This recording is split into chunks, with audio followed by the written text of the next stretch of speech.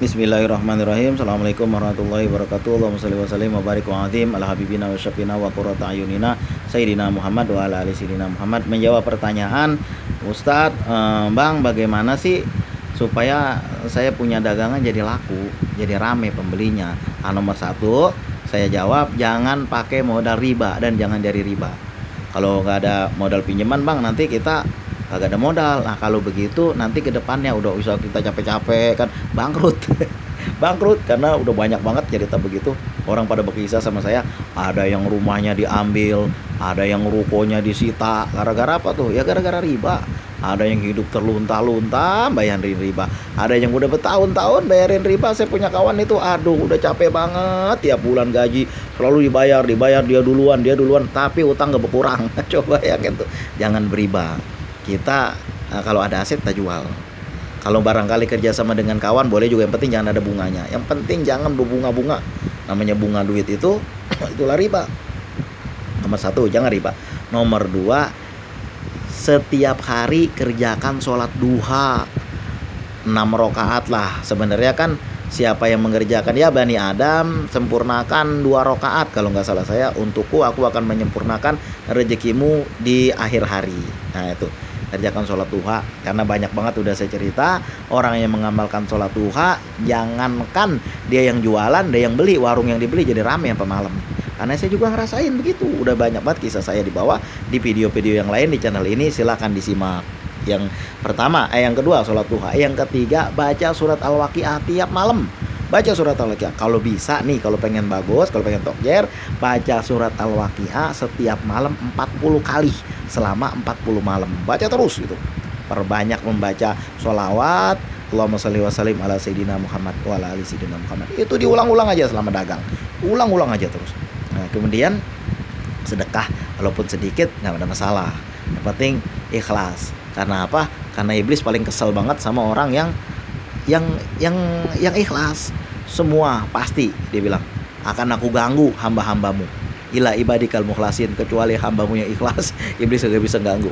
Walaupun dikit, yang penting ikhlas. Kan sedekah bukan hanya bentuknya duit. Saya ada punya kawan itu kalau orang nggak belanja di tempat dia, tapi lewat tempat dia, orang bawa tentengan banyak belanja di tempat lain. Kak, dia bilang kan, belanja banyak hari ini ya. Dia bilang ini tambah plastik. Dia bilang dia keluarin plastik dari dia. Saya pernah juga digituin, besok apa bang, ini baik bener, besok gua belanja sama dia aja lah, nggak mau belanja tempat lain. Nah itu coba liatin. Sedekah bukan aja bentuk duit, senyum yang cakep juga begitu kan. Jangan senyumnya depannya senyum, belakangnya ngepelin. Jangan kayak gitu. Ikhlas, ya ikhlas. Kalau ikhlas, insya Allah iblis kagak bisa ganggu. Illa ibadikal mukhlasin, kecuali hamba-hambamu yang ikhlas, dia kagak bisa ganggu. Nah kemudian barang juga dijaga mutunya, kualitasnya, harganya, ngambil untung jangan banyak-banyak. Dulu waktu saya jualan, saya ngambil untung nggak banyak-banyak gitu, makanya cepat puter. Saya diajarin sama engkoh, kalau ngambil untung lu jangan banyak-banyak, duit dagangan lu susah laku. Iya kok, saya selalu kalau belajar bisnis sama engkoh dari saya masih kecil sampai hari ini. Kawan-kawan saya engkoh, itu saya di rumah kan pakai peci, pakai sarung, itu yang datang engkoh itu. Cuma heran juga, ini Cina ngapain, dibilang, woi ini kawan-kawan gue nih, tamu-tamu gue nih, masuk kok. Itu engkoh yang datang, kok pada datang ke rumah saya dulu waktu saya tinggal di kota. Sekarang enggak, karena udah di desa.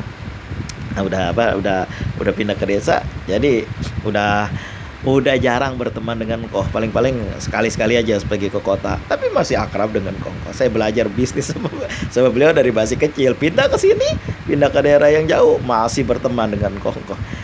Karena saya tidak pernah mau memutus silaturahim dengan siapapun. Jangan ambil untung banyak-banyak. Kemudian yang penting itu dibaca salawat yang banyak sehari-hari.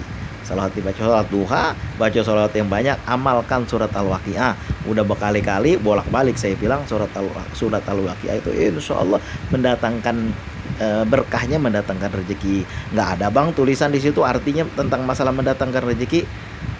Ya bukan saya aja yang ngomong begitu, orang lain udah pada ngamalin, dan alhamdulillah memang berkahnya ada dan datang rezeki. Surat Al-Waqiah bercerita tentang hari kiamat, bercerita tentang golongan kanan, ashabul yamin, kemudian tentang makanan-makanan yang enak di surga, tentang kesedihan-kesedihan dan penderitaan di neraka.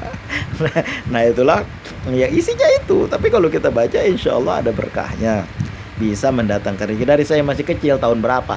Tahun 1980-an, bukan tahun 1980, bukan tahun 2008. 1980, apa sekarang udah berapa tahun? 80, 90, 2000, 2010, 2020, udah 43 tahun. 42 tahun, 43 tahun kira-kira. Itu zaman dulu ada seorang ulama yang orangnya udah almarhum sekarang, itu sekelas dengan satu letting dengan Kiai Haji Sukron Makmun. Kiai Haji Sukron Makmun alhamdulillah masih sehat sampai sekarang. Jadi ulama-ulama ini pada nggak ada. Jadi beliau selalu kalau sholat maghrib, sholat subuh itu selalu membaca surat Al-Waqiah dalam sholat, dan membaca surat Tabarakalladzi biyadihil mulku di rakaat keduanya. Itu beliau selalu membaca itu, dan alhamdulillah itu diajarkan sama abang saya ke saya. Oh begitu ya, jadi saya ikutin begitu. Walaupun hari itu saya masih kecil-kecil, waktu saya pesantren itu belum hafal itu, tapi saya dengar kawan-kawan pada membaca. Ya kalau sekarang mah udah kita baca ribuan kali, ya udah hafal. Membaca surat Al-Waqiah diamalin.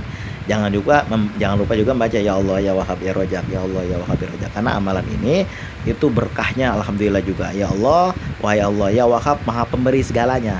Ya Rojak, maha pemberi rezeki. Nah itu kita baca itu. Karena dulu ada beberapa banyak kisah yang saya dengar dari orang-orang lain bercerita kepada saya, dan saya juga ngamalin sendiri juga sama. Ada orang lain berkisah, jadi dia jualan itu, dia mengamalkan itu, ya Allah ya Wahhab ya Rojak, ya Allah ya Wahhab ya Rojak. Itu sampai malam dia jualan, namanya juga jualan malam kan ada tuh kalau di Betawi nasi uduk malam. Saya sering juga itu nongkrong dulu, sekarang mah enggak, karena udah nggak tinggal di sana lagi. Dulu di kampung, di tanah leluhur saya, dulu saya sering duduk tuh ke tukang nasi uduk kalau malam. Jadi beliau jualan nasi uduk. Nah, kemudian orang itu bercerita bahwa beliau itu jualan, dan sampai jam 10 malam belum ada pembeli, tapi alhamdulillah itu beliau duduk terus membaca ya Allah ya Wahhab ya Rojak, ya Allah ya Wahhab ya Rojak. Datang rombongan pesen nasi terus menerus begitu kan, dan juga gorengan, alhamdulillah sampai jam setengah 3 atau jam 2an udah habis semuanya. Nah begitulah, itu dibaca. Saya pernah juga mendengar satu kawan saya di Malaysia bercerita bahwa kawannya itu jualan, namanya juga bulan puasa, jualannya sore. Jadi udah hampir maghrib itu, pembelinya belum banyak, masih banyak itu, masih berapa ringgit aja yang dikumpulin. Nah itu beliau tiba-tiba datang menjelang maghrib sekitar berapa menit, datanglah mobil berhenti, Kak berapa ini semuanya kue, semua diborong sama dia. Katanya dia mau kasih orang tadarus, diborong semua, akhirnya tuh kumpul.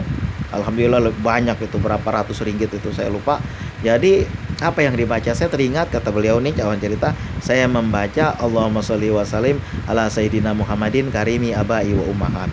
Itu beliau baca waktu pagi, sore juga beliau baca itu, pagi sore dibaca itu. Berapa kali Ustadz? Ya baca aja 100 kali. Insya Allah ada berkahnya untuk para pedagang yang jujur bersamaku di surga. Insya Allah amalkan itu, mudah-mudahan ada berkahnya, ada kebaikan buat kita. Usikum nafsi bitaqwallah. Terima kasih atas segala perhatian.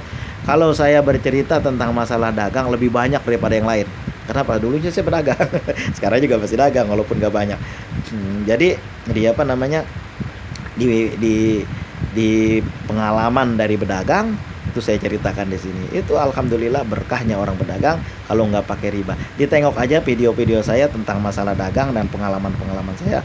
Dilihat di video yang sebelum-sebelumnya. Terima kasih atas segala perhatian. Mohon maaf atas segala kekurangan. Mudah-mudahan bisa menjawab yang bertanya. Assalamualaikum warahmatullahi wabarakatuh.